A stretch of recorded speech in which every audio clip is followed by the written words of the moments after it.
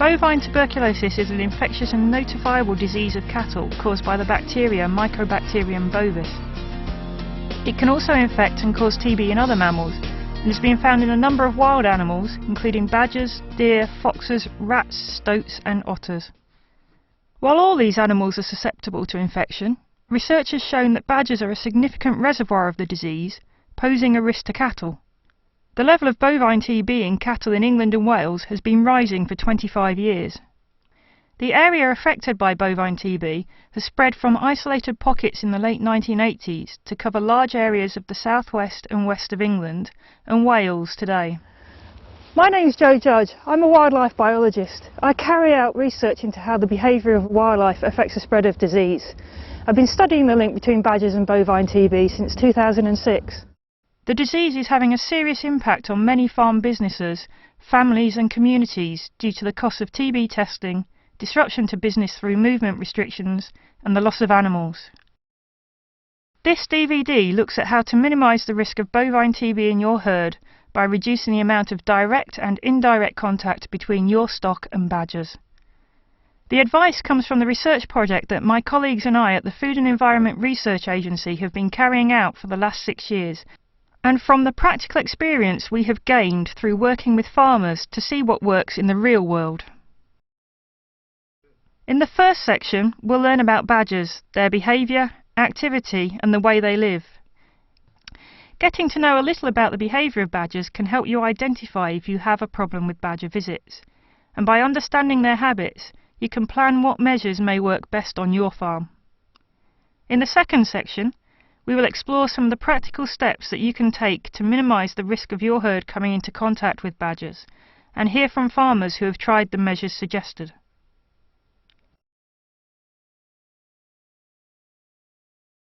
Badgers are generally nocturnal, typically emerging from the set at dusk. They're active all year round, but less so in winter, both in terms of time spent above ground and distance that they travel while out. Badgers live in social groups, usually of between 3 and 9 adults who share a well-defined territory that varies in size depending on the habitat and how much food there is available. At higher densities, social group territories are very stable, changing little over the years. Territorial boundaries are characterised by well-worn paths and shared latrines which are used to communicate through scent marking with neighbouring social groups. Although strictly speaking a carnivore, they eat all sorts of animal and plant foods. They are opportunistic foragers rather than hunters, and will concentrate on the most abundant food source each night. In the UK, earthworms make up the majority of their diet. Local badger population densities vary considerably throughout the country, from 20 adults per kilometre squared in the southwest to less than 1 adult per kilometre squared in less favourable areas. The last national survey of the badger population in 1997 estimated that it was around 325,000. There is the perception that in some areas the badger population has increased dramatically since then, but there is no evidence currently available to support this. Cub mortality is high, and over half of cubs born do not survive to adulthood. Adult badgers no longer have any natural predators in the UK and live on average for 3 to 5 years. The biggest cause of death is road traffic accidents, which are estimated to kill around 50,000 badgers a year. Although there has never been a national survey of TB infection in badgers, the best data we have suggests that in areas such as the southwest, the West Midlands and Wales, up to 30% of badgers may be infected. However, even within these areas the level varies greatly, and in certain localised areas it may be higher. The development of bovine TB is complex. It's a battle between the infection and the animal's immune system. The infectious state of badgers can change, and so an infected badger is not always infectious. TB infection causes lesions, small, spherical, pale spots on the organs, primarily the lungs and associated lymph nodes. When these lesions burst, or a lymph node ruptures, the animal becomes infectious. Infection may be transmitted through coughing, sneezing, licking or biting, or through contact with infected excretions such as faeces, urine, sputum and pus. TB develops slowly, and in the majority of cases, infected badgers do not show any external signs of the disease. Only when TB progresses to the latter stages does it lead to emaciation and ultimately death.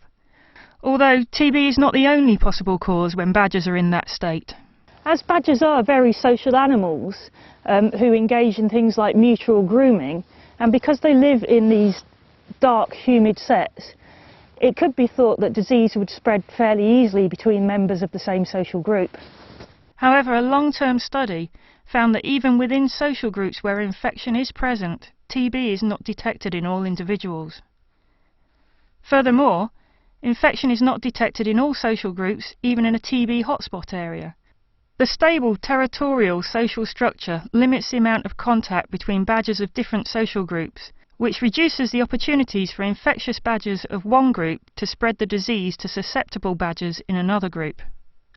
A common misconception that as the population density rises, so does the level of infection in the population, also does not appear to be true of TB in badgers. In the majority of cases, they do not show clinical signs, i.e., you cannot tell if a badger has TB by looking at it. Infected badgers only appear to show outward signs of the disease in its latter stages. The stable social structure reduces potential for disease transmission between social groups. Infected badgers are not always infectious.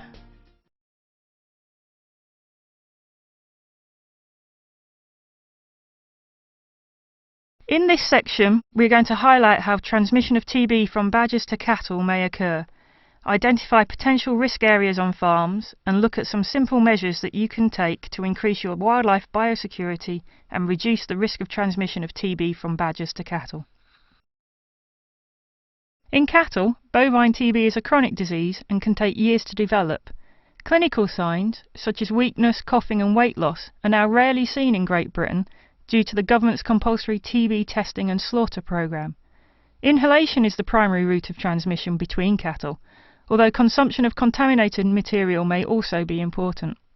Cattle-to-cattle transmission usually happens when animals are in close contact with each other, for example in buildings.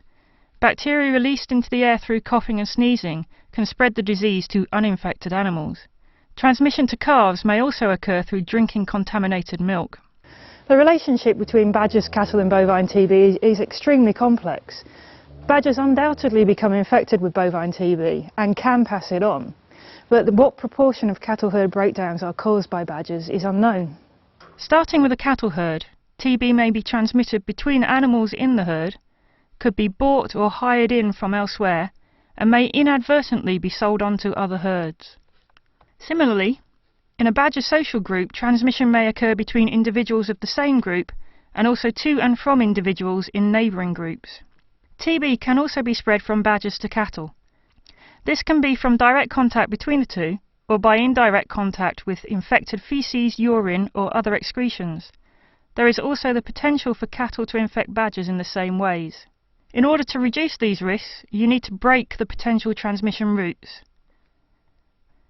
There are simple ways that can help achieve this through biosecurity and husbandry measures and pasture management. The most obvious place where badgers and cattle are likely to come into contact with each other is here at pasture. While direct nose-to-nose contact does occur, it's relatively infrequent as badgers generally avoid cattle where possible. Unfortunately, there is very little that can be done to prevent this happening. However, there are steps that can be taken to reduce the risks of transmission at pasture, mainly by preventing cattle access to areas of badger activity. The first step towards this is to walk all field boundaries looking for signs of badger activity. If you have badgers on your farm, each social group will have a number of sets within their territory. Sets tend to be found under cover, in wooded areas, on slopes, where the soil is easy to dig and well drained. But while that is the ideal situation, you'll also find them in overgrown hedgerows, clumps of dense vegetation and banks along field edges. The most obvious signs of a badger set are the presence of entrance holes. This is another good sign that you've got badgers in the area. This is a spoil heap that's all the soil that has come out from when they've dug the tunnels down underneath. And just over here is the entrance to a set. As they dig the tunnel out, they bring all of the soil out, and that leads to these built up areas of the soil that's a slightly different colour usually from the soil on the top. This is also a very typical shape of a badger hole, which is usually flatter on the bottom than it is on the top. It's rounded, it's sort of like a D that's on its side almost, and that's quite typical of badgers rather than foxes or rabbits or any other animal that might be in a burrow. This one's clearly quite active, as you can see that badgers have come up through the hole and out over the spoil heap quite recently. Sometimes footprints and claw marks may also be seen. Internally, setts can be very complex, with hundreds of metres of tunnel systems, numerous chambers, and can cover an area underground of several hundred metres square. In high density areas there are usually 3 to 6 setts per territory, but in lower density areas there can be up to 40. There is likely to be one main set that has multiple entrances. This tends to be permanently occupied and used for breeding. Other sets can also have multiple entrances but may not always be in use. There may also be small sets with only 1 or 2 holes leading to a simple tunnel, which are only used occasionally as a temporary refuge. Main sets can continue to be used over many decades and possibly even longer. Disturbance may lead to temporary abandonment of a set, but permanent desertion of a main set is rare. The next step is to locate their latrines. Another sign that you've got badgers in the area are badger latrines, which are areas of small pits where they deposit their faeces. This is actually quite a big one, but you can find just 1 or 2 holes that have got the badger faeces in them, like here. Quite often badger latrines are quite close by to sets, so if you find a big latrine like this, it's very likely that you've got a badger set not too far away. This is an older faeces, it's probably been there for a few nights now, but this is a fresh one that was probably only deposited last night. Underneath both of them you will find faeces that have been there from previous nights. Latrines are often found near a main set, on territory boundary paths, at crossing points, along linear features such as hedgerows, fence lines or roads, and at features such as pylons. They may also occur away from these features, such as halfway along a path that crosses a large field. They also have latrines on territory boundaries where they communicate information through the scents that they deposit at the latrines between different members of different social groups to try and ensure that the territory boundaries stay strong. When you're looking for signs of badgers on your farms, you want to be looking for badger paths. This is a very good example of a clear, defined path. You won't always find them this clear on your farm, but this is what to look for. Badgers are creatures of habit and wear paths along routes to places of importance within their territories, such as between sets, latrines, main feeding grounds and along territory boundaries. These paths can be hundreds of metres long, and while they generally follow linear features, paths crossing pasture can easily be seen, especially in the early spring before much vegetation has grown and territorial patrolling is at its peak. I don't know how well you can see this, but this is another good example of a badger path which runs right from the wooded area at the top down through the pasture towards the farm buildings below. Mark down obvious runs and the locations of any latrines that you find on your map. Other signs of badger activity that you can look out for are hair caught on fences, footprints and snuffle holes. Badgers are able to remember the location of different food types and often return to good foraging areas. They will usually dig up food either from the top few centimetres of the soil or from immediately on top of it. And what you might find is something like this, which is what's termed a snuffle hole, which you can see has got some badger paw prints in it and is from them digging up the earthworms from the pasture. Once you have a good picture of the local badger activity, you can decide on the most appropriate biosecurity measures for your farm.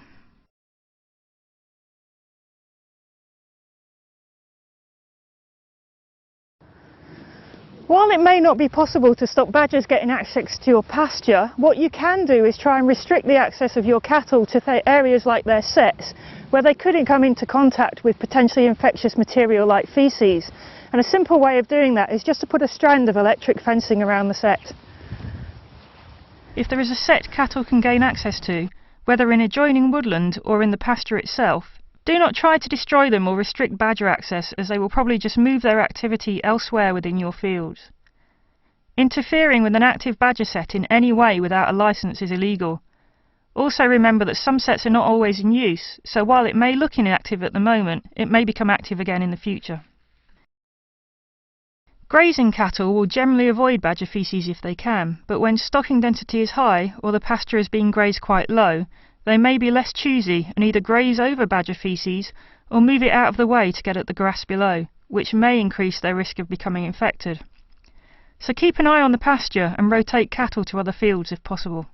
Another alternative is to avoid using fields with badger activity for grazing cattle if you can. Graze less susceptible stock there instead, such as sheep, or use it for growing crops. The presence of supplementary food at pasture may also increase the likelihood of badgers coming into contact with cattle. The same is true of mineral licks like this one. Badgers have been seen licking at mineral licks at the same time that cattle are. With food, if you can only put out the amount that's going to be needed for the day, it means there won't be any extra left for the badgers in the evenings. And also with mineral licks, if you can raise them up above the height at which a badger will be able to get them, maybe suspending them from trees or on the top of an oil drum, again it will restrict badger access to them. Badgers have been observed drinking from and even defecating into water troughs like this one. They're adept climbers as well, and some of them may even be able to climb into troughs that are too high for cattle to feed or drink from. So if you can, raise your troughs as high as possible, give them sheer sides so there's no footholds for the badgers to climb on, or if you've got them, use tipping and self-refilling troughs. At the very least, make sure that you clean out the troughs regularly. While contact with faeces, urine and other excretions from infectious badgers are a real risk of disease transmission, the M. bovis bacteria may only remain infectious on pasture for a few days to a few weeks, depending on the weather. Therefore, it's highly unlikely that any faeces taken up during the silaging process will still be infectious by the time it's fed to cattle. Though to be extra careful, it may be a good idea to leave a few weeks between silaging and feeding that silage to cattle, and make sure badger access to stored silage is restricted to avoid contamination. Know the location of badger activity on your farm. Where possible, restrict cattle access to badger runs, latrines and sets. Where possible, avoid high stocking densities and overgrazing. Where possible, avoid feeding concentrates on the ground and try not to overfeed supplementary food. Keep mineral licks out of reach. Regularly clean water troughs or make use of tipping troughs.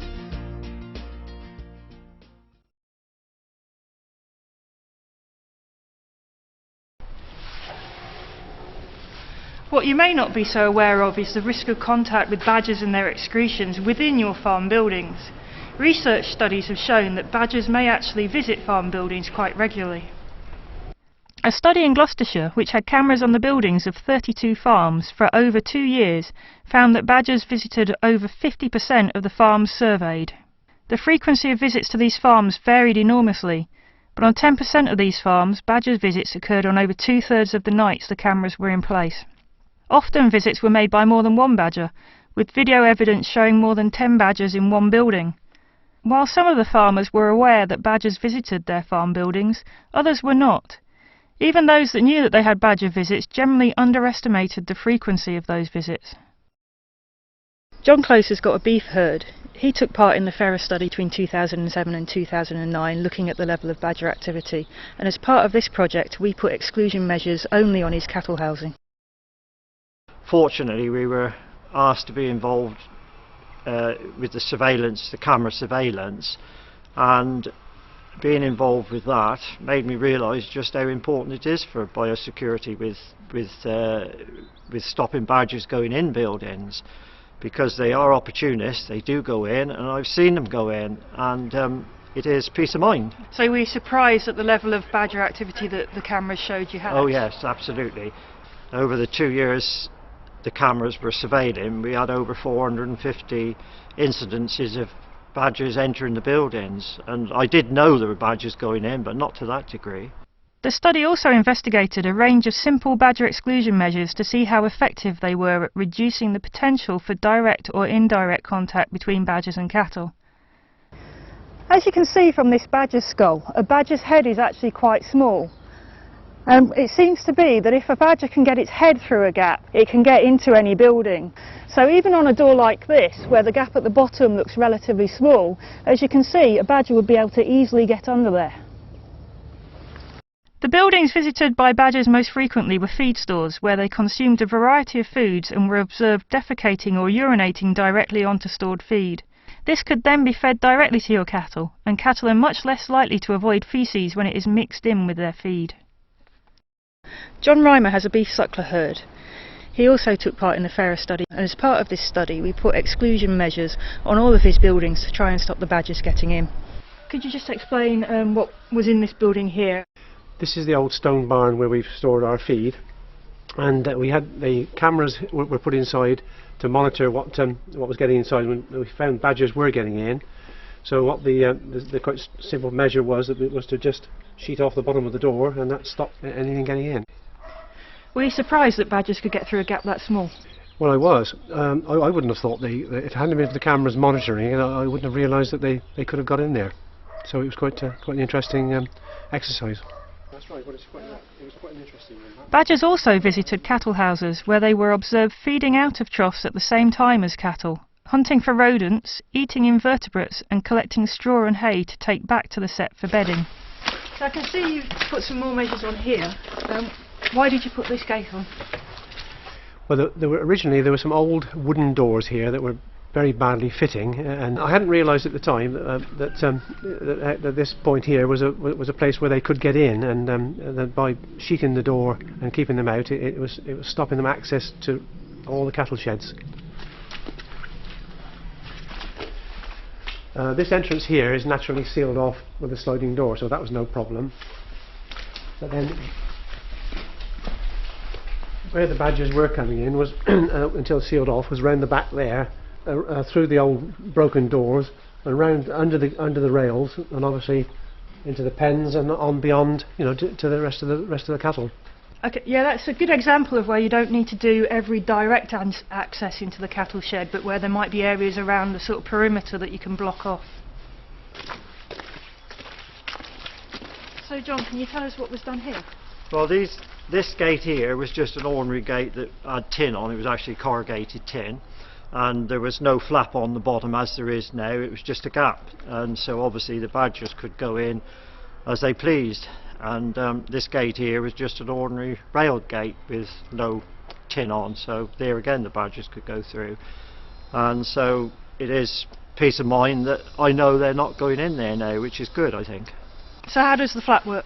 Well, the problem here being, if we'd had a gate right to the ground is uneven, and when you open the gate back it won't actually open back, so the answer was to put a flap on, and it works very well. This bit of rope just enables me to lift it up and fold it up there, and then put a pin through the angle iron, and it's safe then. Did you know you had badgers going into your farm buildings? I have, at night when I've been calving cows, etc., I've seen them about, and I've actually seen odd one in the building at different times, but we also suspected they were going in. So this is great that we know we're keeping the badgers out now, and that is very good. I'm pleased. This here is part of what was done many years ago, but it's adequate. It keeps the badgers out. It seems to work. Just goes to show that you don't need to put on completely new gates. You can use what you've got lying around. Absolutely right. Block up the gaps. Yes. It mightn't look quite so nice, but it's practical. It works. That's the important thing, isn't it? We've got a solid gate here, but a bit of a gap has appeared. Yes, it is important to keep your eye on these gaps. It's obviously where I go in and out every day with the tractor, and because this isn't concrete out here, it does give, and every now and again I do clean up and scrape up and make sure it's filled up to some degree, because it wouldn't want to be much deeper and the badger would go underneath that. You've got this nice new building since we were here doing the study. What have you done here? Well, yes, this building, we've only had cattle in here for about 12 weeks, so it is new. We've incorporated in the new build what we learned from yourselves and with the old buildings, and these gates here, although they're second-hand gates, they're gates we had about, we've modified them to incorporate all the security measures with them. We've added to the bottom of the gate a section and welded new steel on, lengthened the ends, etc., and put new tin on, and from the outside it looks quite new, although it's not, but it's very adequate, and it works well. With the feeding passage gate we've gone right to the ground, but with the area that we clean up we've left a gap underneath, the same as the old buildings, and put a flap on. And you've got the concrete underneath this gate here, I see, so you Yes. won't have the same problem of, Yes. of having the tyre tracks No, quite. making a gap. Absolutely. This is a purpose-built building, so we've tried to incorporate everything to combat any badger problems. It's easier to do in a new building, obviously. Yep, excellent. Looks good. Yes.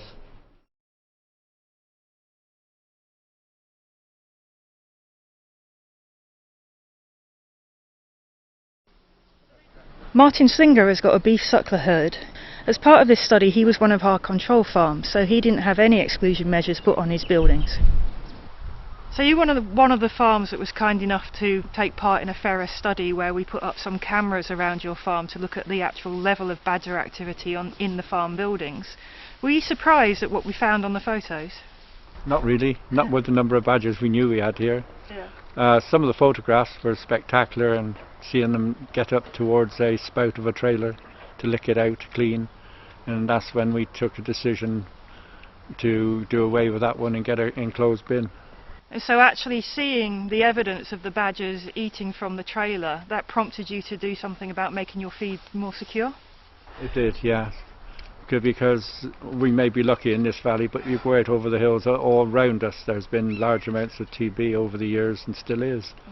And so we've got to try and do something.